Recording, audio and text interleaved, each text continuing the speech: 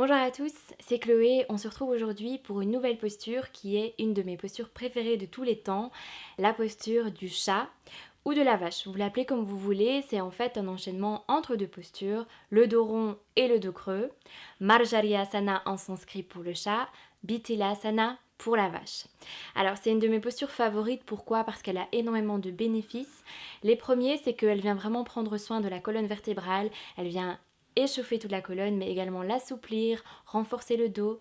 À l'avant du corps, elle vient étirer tout l'avant du corps, masser les organes digestifs.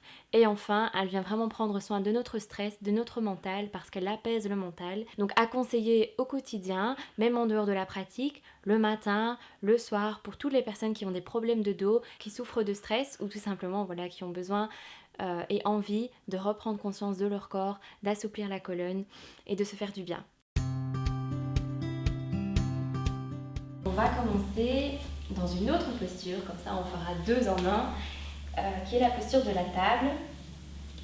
Et pour bien commencer, on va bien visualiser où on va poser les mains. Donc on va poser les mains en écartant au maximum les doigts et on va venir poser en fait les poignets en dessous des épaules. Donc très important, prenez bien la mesure des poignets en dessous des épaules et les bras sont simplement ouverts de la largeur des épaules. Au niveau des jambes, on va venir ouvrir donc, les genoux de la largeur du bassin et les genoux en dessous des hanches. Voilà, donc là on est à quatre pattes, posture de la table. Et pour que ça soit une vraie posture de la table, il va falloir qu'on allonge la colonne vertébrale. Pour ça, donc ce qu'on va vraiment éviter, c'est de laisser le ventre retomber, laisser les épaules se relâcher et en gros tout relâcher vers le sol. A l'inverse, on va pousser les pieds dans le sol, pousser les mains, se repousser à partir du sol.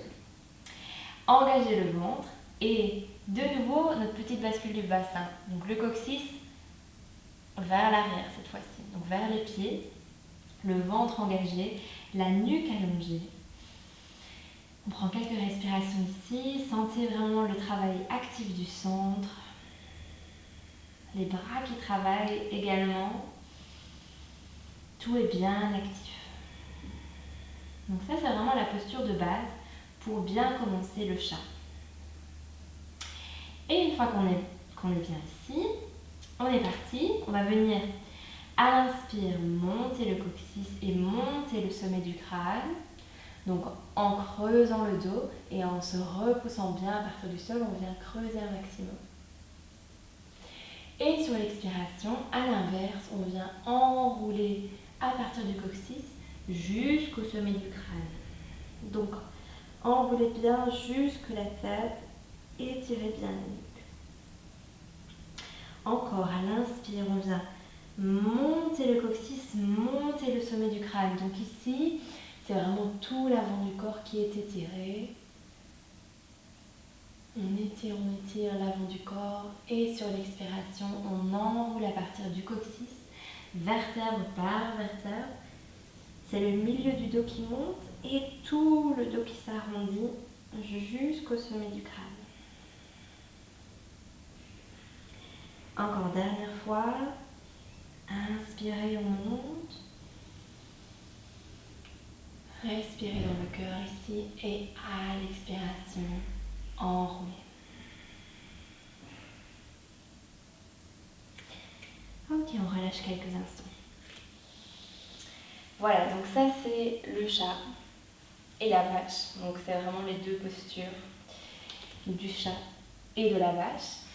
Ce que je vous invite à faire ici, c'est une fois que vous avez assimilé le mouvement, d'éviter peut-être de penser uniquement à la forme et au résultat final de la posture. Donc d'éviter de faire inspire, expire, inspire, expire, mais de vraiment profiter de toute la transition entre les deux. C'est vraiment ça qui va permettre à toute la colonne de s'échauffer parce qu'on vient travailler vertèbre par vertèbre. Tout le corps est bien actif. Et c'est vraiment une excellente posture pour prendre conscience de nouveau de chaque partie de son corps. Toujours bien en écoutant sa respiration.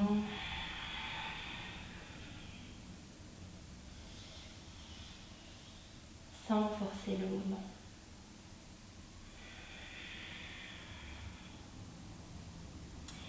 Et on relâche. Voilà, à faire au quotidien, chaque jour avant de commencer la pratique, en milieu de pratique ou même si vous ne pratiquez pas, c'est une excellente posture à faire même en dehors de la pratique. Et donc, je vous dis à la prochaine fois. Namasté.